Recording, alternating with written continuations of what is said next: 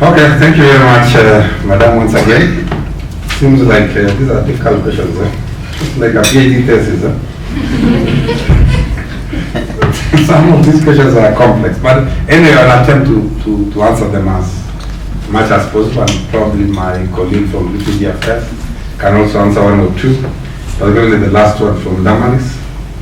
Now, let's start with the first. Let me start with the first one from Charles Omoni. The directives to close the refugee camps to be able to twist international community. You want assurance? I think the law is now very clear. After the government, or after Parliament passed the Refugee Act 2021, it's very clear the direction we're going, that we are going towards integration. We are focusing more on integrating community, or integrating them to the community. And I want to assure you that the government will not be closing any camps anytime soon. It's not, that is not the direction. We are going to stick to the Marshall Plan, which has some durable solutions. Number one is what we call voluntary repatriation. And that is usually the most viable, where we ask refugees, where do you want to be settled? Others say we want to go to the west, others to the east, and that kind of thing. The other one is, of course, what I've said, resettlement within the community. That is now the heart of the Marshall Plan. And in addition to that, of course, is local integration, which I've also mentioned. And sometimes UNHCR has what we call safe havens for refugees. So, Charles, be assured that we are not thinking in terms of closing the camp. That is why we opened two camps about a month ago.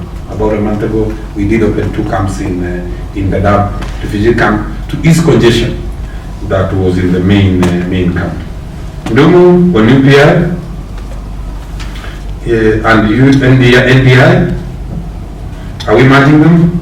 Well, I explained that UPI, unique personal identifier, is a unique number that we give to newborns, that we are planning to roll out to newborns. Right now, the system is such that we give out what we call birth entry number, PEN, a number which appears on the birth certificate. But we are saying the government is keen on upgrading that number from birth entry number into a unique personal number. And that number does not change. It's the same number that will follow you throughout your life. It will be your primary school number, it will be your secondary school index number or registration number, it will be your exam number, it will be your ID number, onwards. And remember, we are starting from this year, 2023, saying 1st of March 2023 is when we start issuing that number. Remember, there are people in between here who are born like last month, who cannot get that number because we start from a point going forward. So then we start working backwards. And this is different from national digital identity, because national digital identity as a concept, of course it has different definitions, is once you get to 18 years, very accurate in management of our digital identity. I think I've answered your question. Yeah. So you don't need to register. Once you get this done, you don't need to go and register as a voter. You don't need to go and register for ID. It will just be automatic. That when you get to 18, the government knows. This number of people are getting to 18.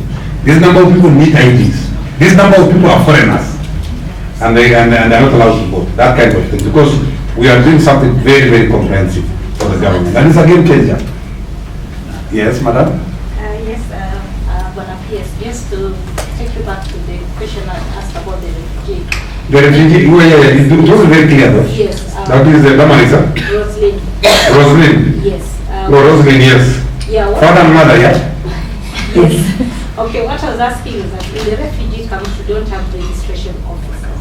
So it means that once a child is born in the camps, they are given the registration of a refugee. And that was what I was asking, is that these guys. Yes, it's okay. Just go ahead. Okay. So what I was asking is that these guys, maybe they will be in the camp, but they are intermarried to the people in the community. So in the case that a mother is delivering and delivers in the camp, but maybe the mother is a Kenyan, the father is not. So how does this child become a Kenyan? Because automatically this child is a refugee. Well, that's where I answered Rosaline that citizenship in Kenya, you acquire them through 2 ways. Either by birth or by registration.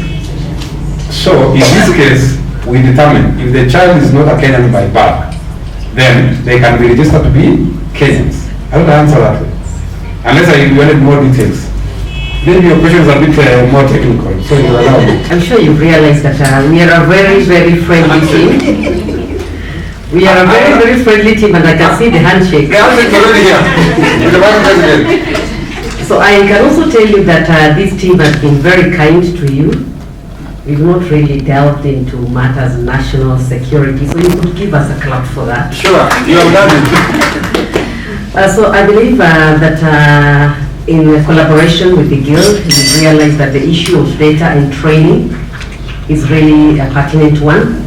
Maybe you could organize to just train some members of the Guild and journalists. And I think we have a better working relationship when you understand us and we also understand you. So thank you very much. I have something else to say about that. Ladies and gentlemen, I have just been discussing with Nixon.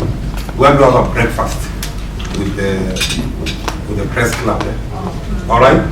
So that we can be able to now dissect more this UPI and that kind of thing without much hurry. So we are planning. I actually told him in the morning that we need a breakfast with you people. So I've come for lunch, you will come for my breakfast. So thank you very much, Nixon. I am sure you'll follow up that. So we are coming to a close of this very critical event, and I'll invite one of the senior members of the Editors Guild, Charles Omodi, to just give us a closing remarks. But before that, a hand of applause for Ambassador. Karibu, Charles. Let me just also add that in the interest of time, we could have had more speakers from the Kenya Human Rights Commission and other refugee-led agencies, but we shall push that to another time. So asanteni sana kwa kukuja.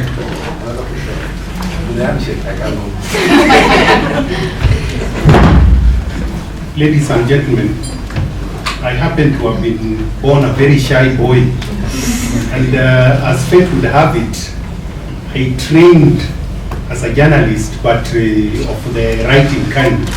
So I think I'm a better writer than a speaker.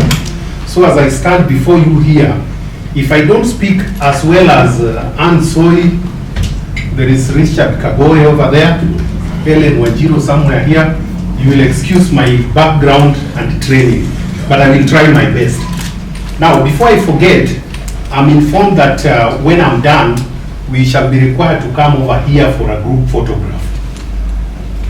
Having said that, Bwana PS and your entourage, I take this opportunity to thank you very much for sparing your time to come and educate us on these critical issues that form the day-to-day part of our operations. One thing that I would like to assure you is that just like yourself and those in the government, we journalists too are very, very patriotic. We are honest, hardworking, and men and women of integrity. But we strive for one thing, to be objective in our coverage. So what we would like is that those in positions of authority, those in position of power, do the right things, and we will cover you objectively. The prejudices you may have encountered in the US and in Pakistan, for example, it has little to do with the coverage, the journalistic coverage of African by African. I would like to believe it has got more to do with probably their system of education and how they are socialized. By the time we were done with our primary education, if you are old as myself, you did the CP, I believe you knew that for sure Americans don't have wings. They are just human beings like the rest of us. So it beats me how in the 21st century you go to the US and you are still confronted with the question, for instance, how did you make it to this place? We are told back at home in your country, people live in trees. Surely that cannot be the product of our media bias, media coverage. It has got everything to do with the American. So, Bwana PS, you can rest assured, we are a very patriotic lot. We want to do our work with utmost integrity. Nevertheless, we thank you so much for sparing this opportunity, and I can assure you that that breakfast you are preparing for us will be well attended. Thank you so much, ladies and gentlemen. Come over here for a good photograph. Thank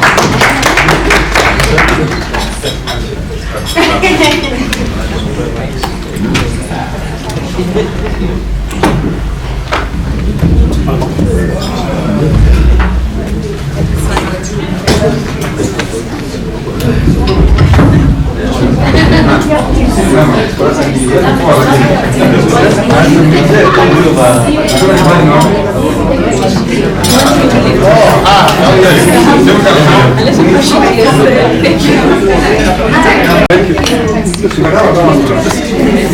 you.